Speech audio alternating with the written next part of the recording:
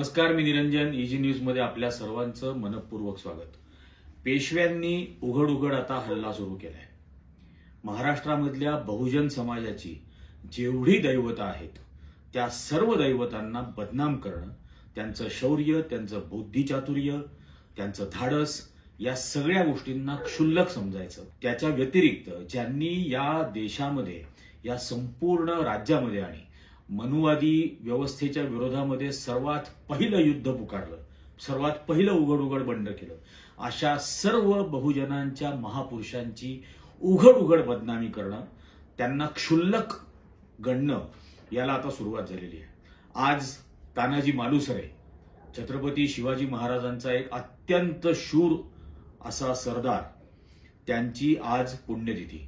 म्हणजे आजच्याच दिवशी तानाजी मालुसरेंनी कोंढाणा हा सिंहगडाचा किल्ला, ज्याला आता सिंहगड नाव आहे, तो जिंकला. रात्रीतून कोंढाण्यावरती ते सगळ्या कड्यांमधून चढले, दऱ्यांमधून, आणि मोजक्या मावळ्यांसह त्या किल्लेदारावरती तिथल्या हल्ला केला, जो मोगलांनी ताब्यात घेतलेला होता, आणि हल्ला करून त्यांनी तो सिंहगड पुन्हा जिंकला. त्याच्यामध्ये स्वतः तानाजी मालुसरे यांचा मृत्यू झाला. कोंढाण्यावरती, सिंहगडावरती आजही त्या जागा आहेत की कुठे त्यांचा हात तोडला गेला, तिथून ते कुठपर्यंत धावत गेले, मग एका हाताने त्यांनी कसं युद्ध केलं, कुठे ते शेवटी धारातीर्थी पडले. तानाजी मालुसरेंचे शेलार मामा यांचा सुद्धा कोंढाण्याच्या बद्दलचा इतिहास प्रसिद्ध आहे की त्यांनी दोर कापून टाकले आणि सांगितलं की परतीचा मार्ग बंद आहे, आता इथं लढणंच भाग आहे. आणि गड आला पण सिंह गेला, असं जे जगप्रसिद्ध छत्रपती शिवाजी महाराजांचं वाक्य आहे, ते आजच्या या तानाजी मालुसरेंच्या बलिदानाच्याच निमित्ताने आहे. आता त्या थर्ड क्लास राहुल सोलापूरकर कदाचित उद्या असं सांगेल की तानाजी मालुसरेंनी किल्लेदाराला लाच दिली, किल्लेदाराच्या बायकोला लाच दिली, आणखीन तिथल्या पहारेकऱ्यांना लाच दिल्या, आणि काहीच प्रतिकार झाला नाही, ते शांतपणाने गडावरती चढून गेले, आणि ते सगळे मोगल सैनिक, तो राजपूत त्यांचा तिथला सरदार, हे सगळेजण शांतपणाने त्या कोंढाण्यावरून निघून गेले. असंही राहुल सोलापूरकर बेशरमपणाने उद्या बोलू शकतो, याच्याबद्दल काही शंका नाही. कारण आता पुन्हा या सगळ्या इतिहासाचं विकृतीकरण सुरू झालंय. त्या राहुल सोलापूरकरनी काही दिवसांपूर्वी एका कुठल्या बाईला इंटरव्ह्यू दिला, आणि तो बघा, म्हणजे त्याचे एक छोटीशी क्लिप दाखवतो. आपल्याकडे दुर्दैवाने फक्त गोष्टींमध्ये अडकतं. शिवनेरीचा जन्म, मग त्यानंतर पुण्याला आले, मग त्यानंतर शिवनेरी, आणि ते शिकवलं पण आणि सांगितलं पण ते गोष्टी रूपातच जातं. त्याच्यामुळे ते खरंच आहे का याचा कोणी नाहीच आहे ना. म्हणजे गंमत म्हणून सांगतो, आता महाराजांच्या शिस्तीचं मोठेपण म्हणून रचलेली स्टोरी की गडाचे दरवाजे सूर्यास्ताला बंद व्हायचे, याच्यातून निर्माण झालेली ती कथा आहे की जिनी गडावर हिरकणी घडलेलीच नाहीये. असं काही नाही. रायगडावर मी फिल्म केली, असं काही नाहीये. असं इतिहासाचं नाही कुठेही. पण लिहिलं गेलं. किंवा महाराज आग्र्याहून सुटले, मिठाईचे पेटरे काही नव्हते, चक्क लाच देऊन आलेत महाराज, आणि त्यासाठी किती हुंडा वटवल्यात याचे सुद्धा पुरावे आहेत. अगदी औरंगजेबाच्या वजिराला आणि त्याच्या बायकोला सुद्धा लाच दिलेली आहे महाराजांनी, आणि मोहसिन खान का मोईन खान नाव आहे बहुतेक त्याचं, त्याच्याकडनं अधिकृत शिक्क्याचे परवाने घेऊन सगळे बाहेर पडले. स्वामी परमानंद 5 हत्ती घेऊन शेवटचे गेले, त्याच्या परवान्याची खूण सुद्धा आहे अजूनही. पण गोष्टी रूपात करताना मग ते जरा लोकांना रंजक करून सांगायला लागतं. मग ती रंजकता आली की इतिहासाला कुठेतरी. त्या दोघांच्या थोबाडावरचे जे भाव आहेत ना, जी एक्सप्रेशन्स आहेत, ती इतकी संतापजनक आहेत अक्षरशः. आणि काय म्हणतात, म्हणजे ज्या पद्धतीने तो बोललाय ते फक्त बघा. मला म्हणजे इतकी चीड आलेली आहे तो सगळा व्हिडिओ बघितल्यानंतर, की काय शिवनेरीवर म्हणे जन्म झाला, मग पुण्यात राहायला आले, आणि सगळ्या आख्यायिका त्यांच्यासाठी बनवल्या.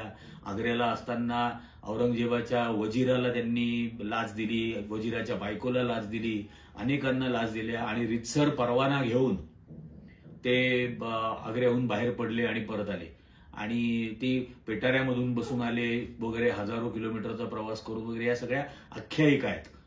इतक्या तुच्छ भावानी तो थर्ड क्लास राहुल सोलापूरकर त्या मुलाखतीमध्ये बोललाय, आणि ती बया जी कोण आहे ती पण त्याच्यावरती अगदी हसून प्रतिसाद त्या सगळ्या गोष्टींना देते, आश्चर्य व्यक्त करते. आणि तो टिनपाट त्याच्यावरती असंही म्हणतो की या सगळ्या गोष्टींचे पुरावे आहेत, महाराजांच्या नंतर ते कोण एक स्वामी गेले, त्यांनी त्यांच्या सुद्धा हत्तीवरून ते तिथून निघाले आणि त्यांच्या सुद्धा त्या खुणा आहेत, निशाण्या आहेत, त्या सगळ्या परवान्यांच्या प्रती आहेत वगैरे.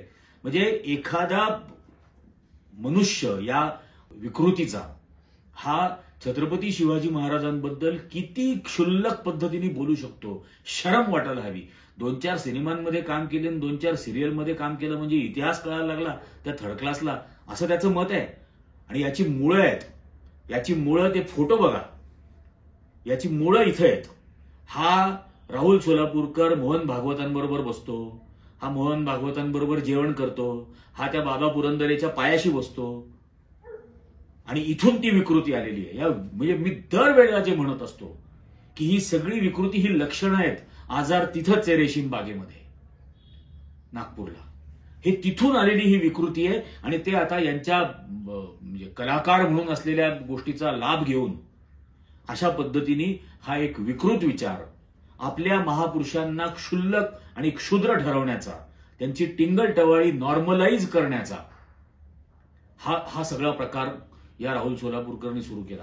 कोल्हापूरमध्ये ज्येष्ठ इतिहास अभ्यासक तज्ज्ञ इंद्रजित सावंत आहेत. इंद्रजित सावंतांनी याच्यावरती एक डिटेल, म्हणजे त्यांचा स्वभाव अतिशय नम्र आणि छान आहे, त्यामुळे त्यांच्या पद्धतीने ते त्या याच्यात बोलले की याच्याबद्दलचे काय काय पुरावे उपलब्ध आहेत.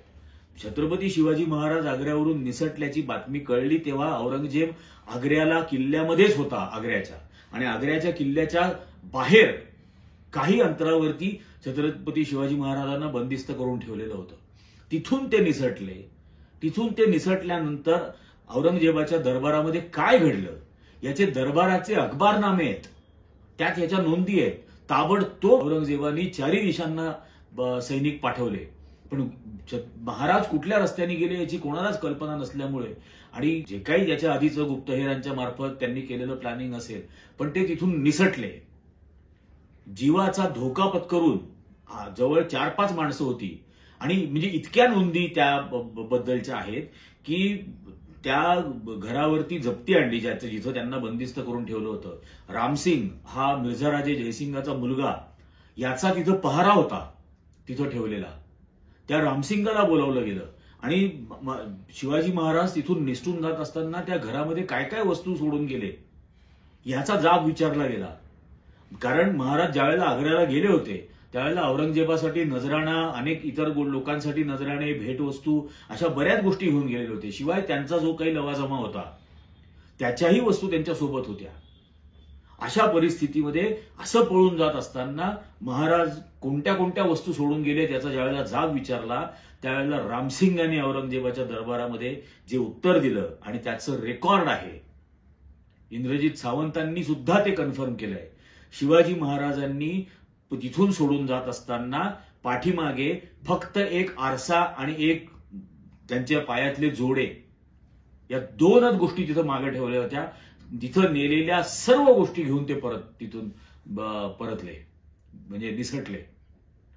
आणि ही सुद्धा अत्यंत रूपक आहेत दोन्ही ज्या वस्तू सोडल्या आहेत त्या, की त्यांनी औरंगजेबाला त्या निमित्ताने त्या 2 गोष्टींच्या मार्फत एक संदेश दिला शिवाजी महाराजांनी की हा आरसा बघा, या आरशात तोंड बघा, मला महाराष्ट्राच्या या सिंहाला तुम्ही अडकवू पाहताय, हा आरसा बघा, स्वतःचा चेहरा त्यात बघा आणि हा जोडा सोडून जातोय तुमच्यासाठी. ही दोन्ही संदेश देणारी रूपकं त्यांनी मागे सोडली आणि तिथून छत्रपती शिवाजी महाराज निघाले, परत आले. ते जे काय, आणि तेही त्यांचं धर्मयुद्ध नव्हतं, त्यावेळेला कुठलाच राजा हे धर्मयुद्ध लढत नव्हता. ही राजनीती होती त्या काळातली आणि त्यातून छत्रपती शिवाजी महाराज परत आले. आज त्या जगातली सर्वात मोठी, म्हणजे ज्याला द ग्रेट एस्केप असं म्हटलं जाईल, ग्रेट एस्केप नावाचे चित्रपट निघाले दुसऱ्या महायुद्धाच्या पार्श्वभूमीवरती, पण त्याही पेक्षा मोठी अशी ही ग्रेट एस्केप. 4-5 माणसं फक्त सोबत, 8-10 वर्षाचा छोटा मुलगा सोबत, आणि या 4 जणांच्या बरोबर निघालेले छत्रपती शिवाजी महाराज तिथपासून राजगडापर्यंत हजारो किलोमीटरचा प्रवास, आणि निघत असताना सोबत एकही वाहन नाही. वाहन इन द सेन्स त्यावेळेची जी वाहनं, की घोडे नाही, बग्या नाहीत, उंट नाही, हत्ती नाही, काहीही घेऊन बाहेर पडू शकत नाही. ती सगळी नंतरची प्रवासादरम्यानची व्यवस्था, ती तिथं लपण्याची दरम्यान, त्या प्रवासादरम्यान लपण्याची ठिकाणं, त्या काळामध्ये स्वतःच्या संरक्षणासाठी केलेल्या ज्या काही उपाययोजना त्यांनी असतील त्या, हे सर्व इतिहासाला थक्क करणारं आहे. आणि ही जगप्रसिद्ध great escape, the greatest escape ever, याला आणि याच्या पाठीमागे दाखवलेल्या नियोजनाला, प्लॅनिंगला, त्याच्या पाठीमागे दाखवलेल्या धाडसाला, जीवाचा धोका, लहान मुलाच्या जीवासगट पत्करलेला धोका आणि बुद्धिचातुर्य, ज्या पद्धतीने तिथून बाहेर निघता आलं, या सर्व गोष्टींना हा तीनपाट थर्ड क्लास राहुल सोलापूरकर क्षुद्र ठरवायला निघालेला आहे.